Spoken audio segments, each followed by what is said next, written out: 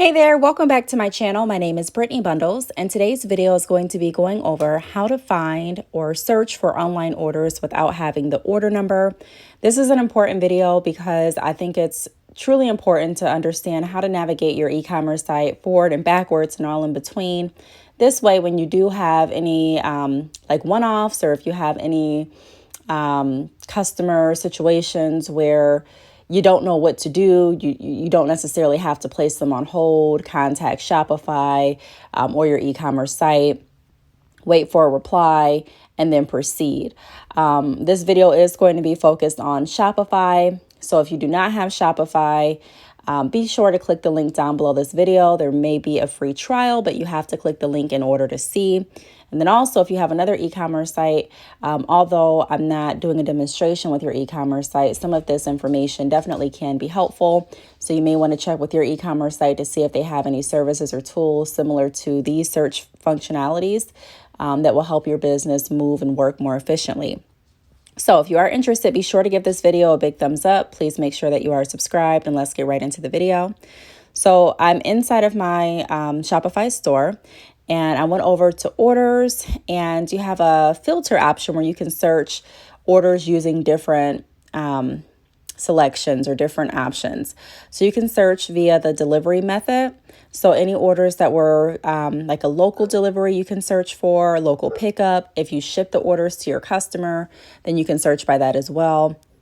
Sometimes customers will not have all of their information.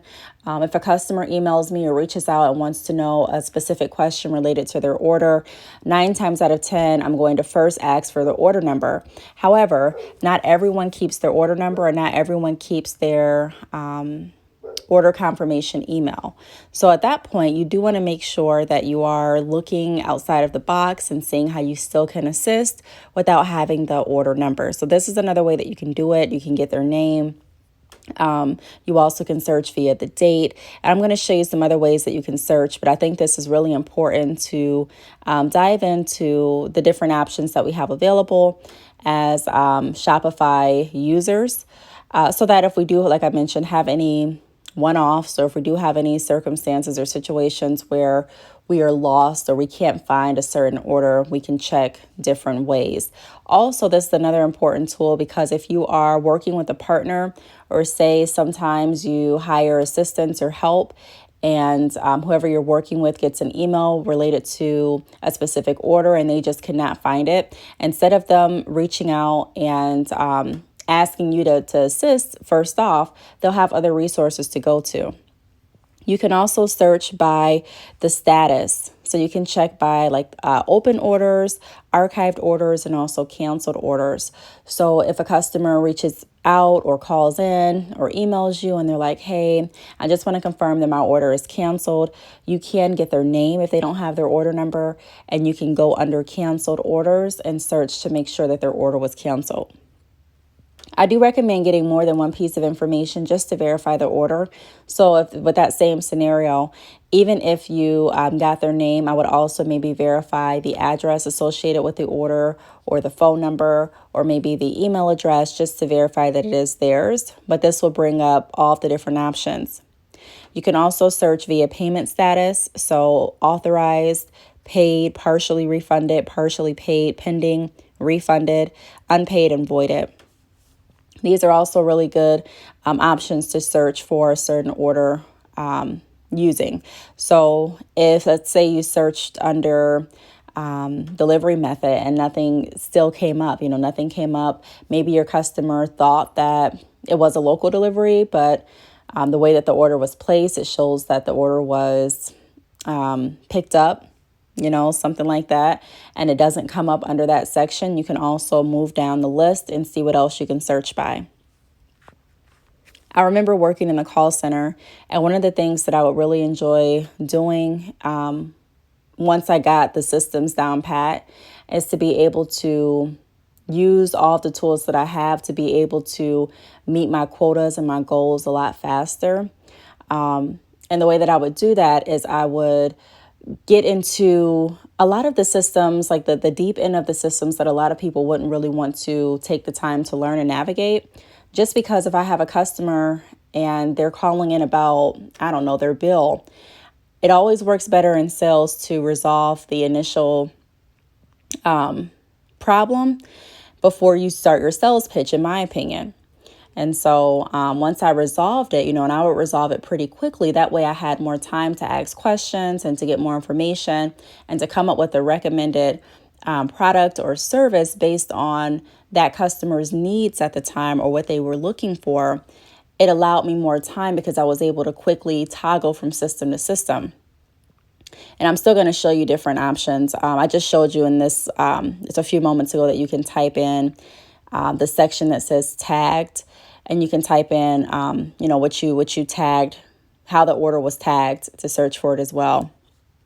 But although you're not using different systems to kind of toggle through searching for this order, it's one system. It's the back end of your Shopify store. It's still that same concept. So a lot of times when you can provide a quick, efficient resolution, it not only builds more trust and not only builds that relationship with your customers and clients, so that they know that you know what you're doing. They know that if they place another order, you'll be able to assist. And it builds that confidence so that if you were to recommend a service or a product, even if you're recommending that they sign up for your mailing list, because they mentioned wanting to stay up to date with the products that you're offering or discounts, you'll have a better chance at recommending something and actually closing that sale or that offer based on how well you were able to assist with their initial concern. Now, another way or another section that they have available for you to search for orders is the chargeback and inquiry status. Now, this is more so like an internal search. So if you're wanting to do if you're doing your own bookkeeping and you're wanting just to keep track of your disputes, and or you're working with a colleague or a partner and they're wanting to keep track of their, your disputes, this is something that you may want to, a place that you may want to go to kind of see where you're at on the disputes and what happened. You also can search based on risk level. Now, again, this is kind of going to be something internal. I mean, all of this is internal, but these are going to be two of the options that you more than likely won't get customers calling and asking for. A lot of times customers won't call in and ask, what's my risk level? You know what I mean? So this is kind of, these are some things that you may want to use just strictly for your staff, if that makes sense. So, if the risk level is high, medium, or low. So if you're wanting to pull up all of your high risk orders, say you're wanting to do a demonstration for a new staff member that you're training, or say that you want to look up the high risk orders and, just kind of get familiarized with what makes an order a quote unquote high risk order. This is another section that you can go to pull up that information and to find out more details regarding the specific orders that you're looking for. If you want to compare the differences between high risk orders and low risk orders, you can do that as well. You also can search by the date. The date is one that I typically like to search for as well. If I can't find the order with the order number, if I can't find the order with the name, then a lot of times I'll search by the date. What day did you place the order? But a lot of times customers will not remember the exact date. So although this is a cool search option to use, just keep your mind open to the fact that not everyone's going to remember the date. And just automatically go in knowing that not everyone's going to keep their email, not everyone's going to keep their order number, not everyone knows.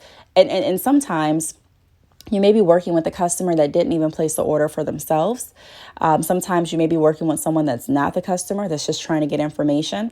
So you want to make sure that you're very, very careful about the information that you give out. I've made a whole different video about that because there are people that do, intentionally call into companies or email companies wanting information such as an address, maybe even an email address, a phone number.